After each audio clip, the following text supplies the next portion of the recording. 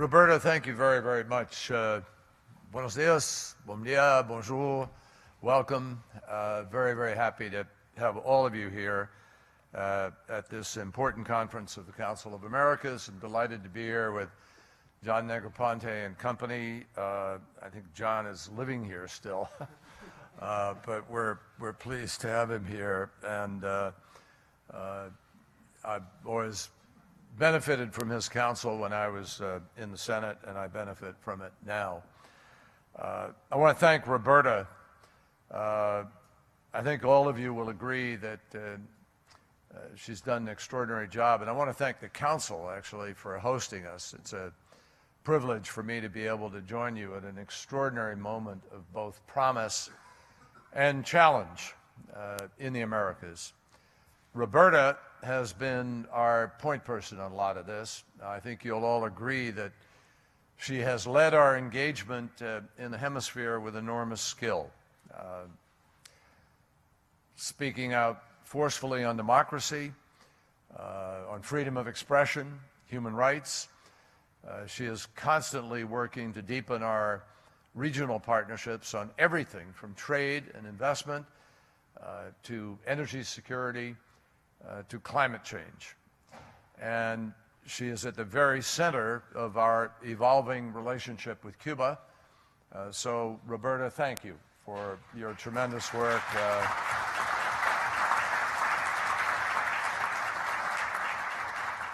And don't rest on your laurels. We got a lot of work to do. This morning, I'm not going to mince words. This is an audience of experts. And I look around, I see a lot of people I know and recognize. As Roberta mentioned to you a moment ago, we've just returned from the 7th Summit of the Americas, but in some ways the first. It's the first that's attended by the representatives from every country in the hemisphere. A summit with greater participation by civil society and a robust private sector dialogue that many of you contributed to. So that's different, and it's a reflection of the transformation taking place. It is, in fact, a transformative moment for the Americas, and we are determined to deliver on the strategic and historic opportunities that together we can create. The policy of the United States is clear. As President Obama said in Panama, and I quote him, "When I came to my first summit of the Americas 6 years ago, I promised to begin a new chapter of engagement in this region. I believed that our nations had to break free from the old arguments, the old grievances that had too often trapped us in the past, that we had a shared responsibility to look to the future and to think and act in fresh ways. I pledged to build a new era of cooperation between our countries as equal partners based on mutual interest and mutual respect." I think there can be no doubt, I, John Kerry, think that there can be no doubt that under President Obama's leadership, the United States is meeting that commitment, and not solely because of our new policy towards Cuba. Earlier this year, the administration asked Congress to approve a $1 billion program to support our neighbors in Central America and to address the region's interlocking security, governance, and economic challenges. In recent years, the lack of opportunity has fueled unacceptable levels of violence and crime. An estimated 6 million young Central Americans will enter the workforce just in the next decade. If opportunity isn't there, folks, I think every single one of you knows that we will reap the consequences. The message about these consequences and about these possibilities was at the heart of what President Obama said in Panama. And it is reflected in the attitudes of people from every part of our hemisphere today.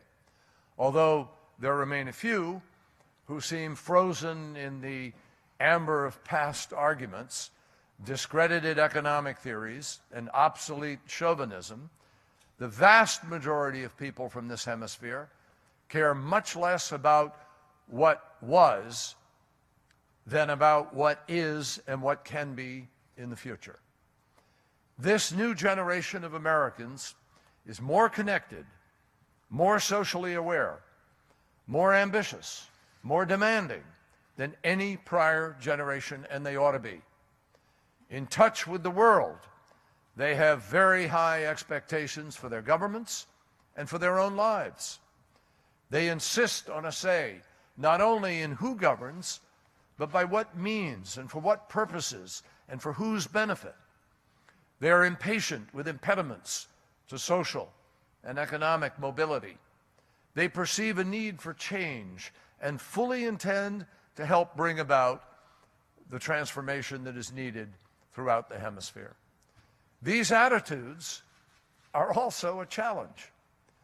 But they're more than that. They are a symptom of how far the region has come in recent decades.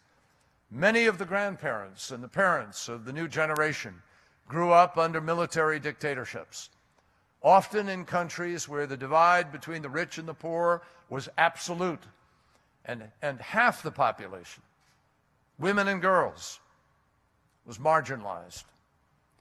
Many grew up amid wars, both cold and hot, wars that tore nations apart and fueled lingering grievances and impeded unity and bred suspicion.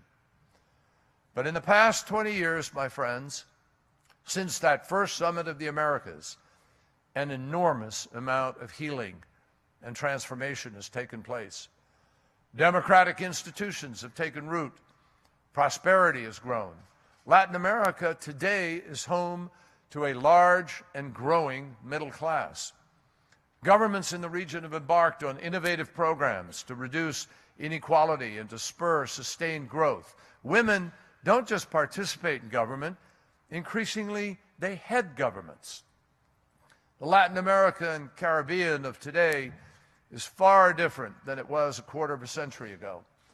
But the question on everyone's mind is, how will the region look a quarter of a century from now?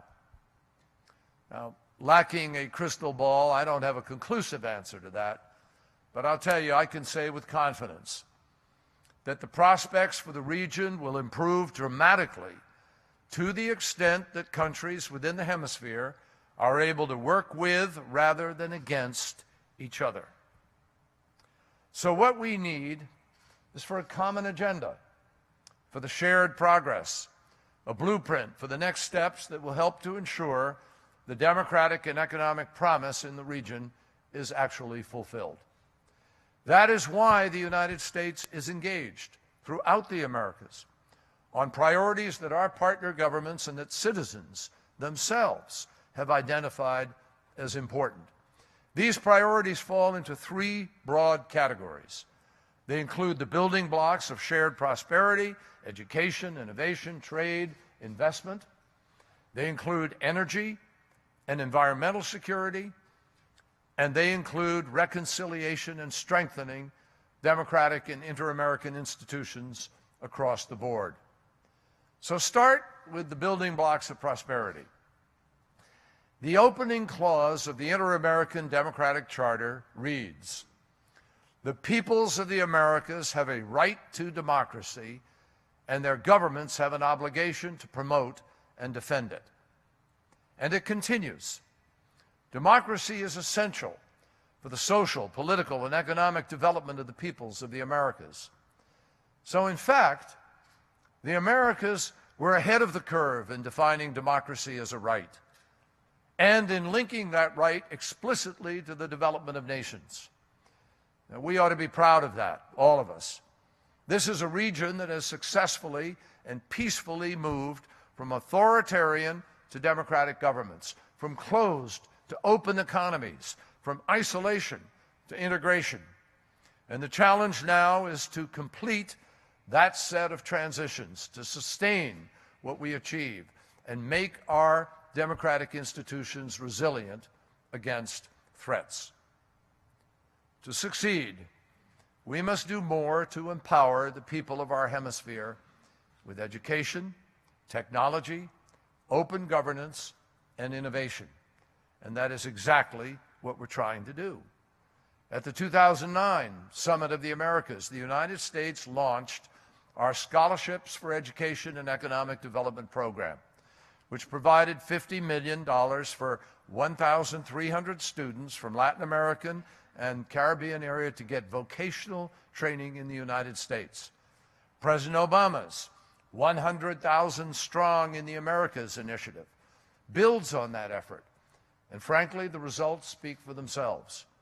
Already more than 72,000 students are coming to the United States each year from Latin America and the Caribbean, and nearly 47,000 U.S. students benefit from studying beyond our borders, but within the region.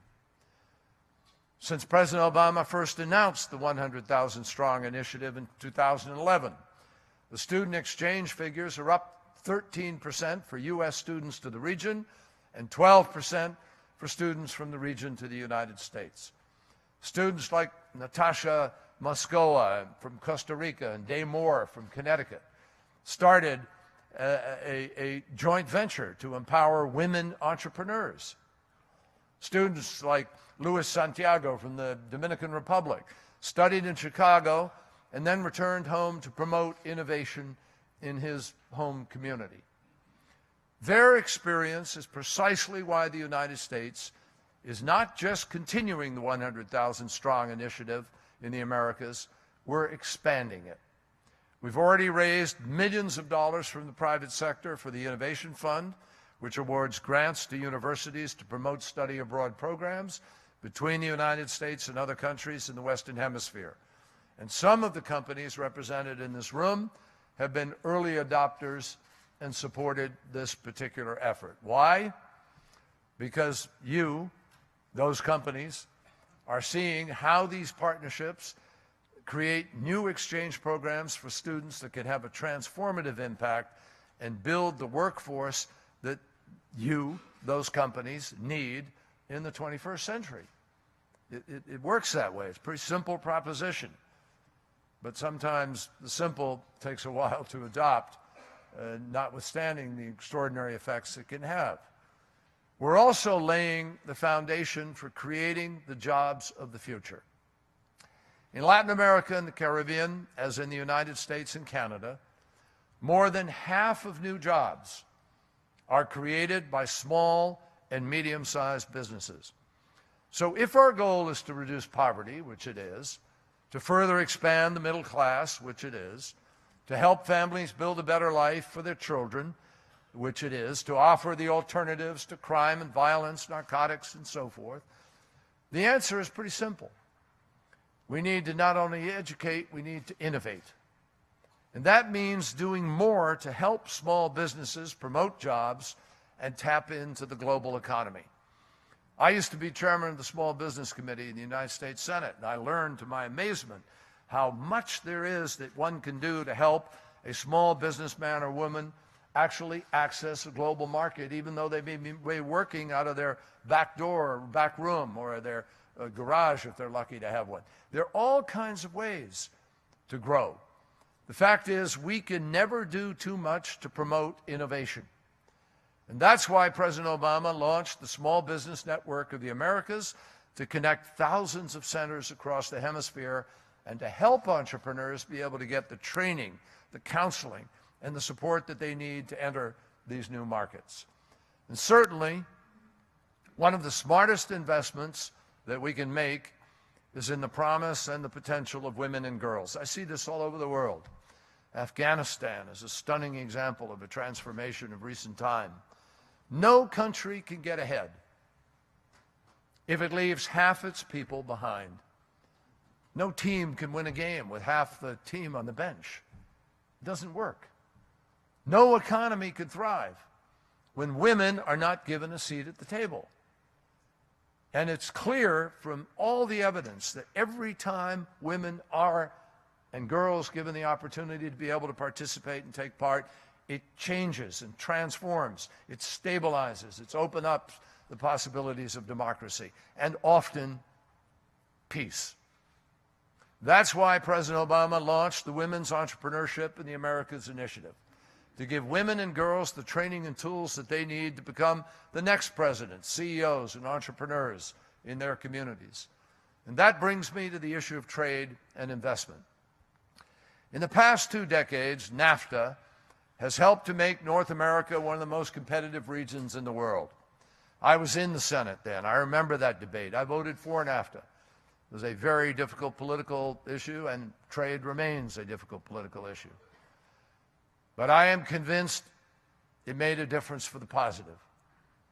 Our free trade agreements with 12 countries from Canada to Chile have expanded economic opportunity for millions, there and here. Pacific Alliance countries are pursuing the vision of a more fully integrated and open Latin America. We're working now with the 4 other countries in this hemisphere on a high-standard Trans-Pacific partnership. And I am very happy to see Trade Promotion Authority beginning its journey through Congress in preparation for that agreement. TPP will build prosperity throughout the region, and it will do so based on shared principles. This is not just a technical trade agreement. It's a strategic opportunity to be able to raise standards, to be able to put our values into a trade agreement itself, and we need to seize it. Another path to shared progress can be found through joint action on clean energy and climate change. Now, while many of the hemisphere's largest countries are global energy producers, many of the smaller ones are bearing the biggest burden when it comes to extreme weather events, like hurricanes, tropical storms. Nobody in the scientific community debates that the intensity and frequency has risen. Nobody in the scientific community really debates seriously the proposition that human beings are contributing to these negative effects. And if you look at the economic costs, it is far, far more expensive to pay for the dislocation, the disruption, for the crises that are coming at us as a consequence of climate change than it is to adjust your energy policies now in order to avoid it. Now, some might shrug their shoulders and say, well, the world's an unfair place. There's nothing to be done about it. Doesn't matter. But let me just tell you something. That is not true. We know exactly what we have to do to deal with this problem. The solution to climate change is staring us in the face. It's energy policy. And if you make the right choices in energy policy, you will not only avoid the worst consequences, guess what? You actually wind up having an enormous positive impact on the economy. This is the biggest marketplace in the history of human beings that is waiting to be tapped. The market that generated enormous wealth for the United States of America in the 1990s, that saw every single quintile of our income earners see their income go up, was a $1 trillion market with 1 billion users. The energy market we're looking at today, waiting to tap into to resolve climate change, is a $6 trillion market with 4 to 5 billion users today. And it's going to go up to 9 billion users over the course of the next 20, 30, 40 years. Just think about that. The biggest market in all of human history. And all of the technologies are staring us in the face. So just as climate change presents the United States and Latin America and the Caribbean with a common threat, the need to develop secure and sustainable energy sources is a shared opportunity, and it is an opportunity to make the right choices. The right choices about conservation, about wind and solar power, about hydro, about fuel and utility standards, about efficiency, about building codes, about transportation choices, about setting ambitious targets to reduce the emission of greenhouse gases. Now, make no mistake, the jobs of the future will be tied to the energy sources of the future. And so investing in energy and innovation and sustainability is among the smartest investments that any business person or government can make today. And that's why we are supporting efforts such as the Connecting the Americas 2022 regional electricity market from Mexico to Colombia. It's why in January, the United States hosted the Caribbean Energy Summit, and committed to a plan of action to promote clean energy for all. And just this month, in Jamaica, President Obama launched a number of initiatives to support the development of alternative power sources in the Caribbean and in Central America. Creating strong and equitable economies, my friends, is essential to the future of our hemisphere, and it is a vital part of the common agenda that we seek.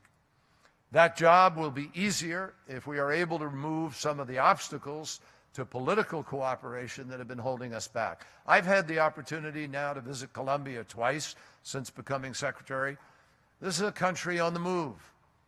It has come an enormous distance in the past couple of decades, and the Colombian people are obviously eager to put past conflicts and divisions behind them. I can remember in the Senate when we debated Plan Colombia, and people had no idea what the outcome would, they hoped what the outcome would be.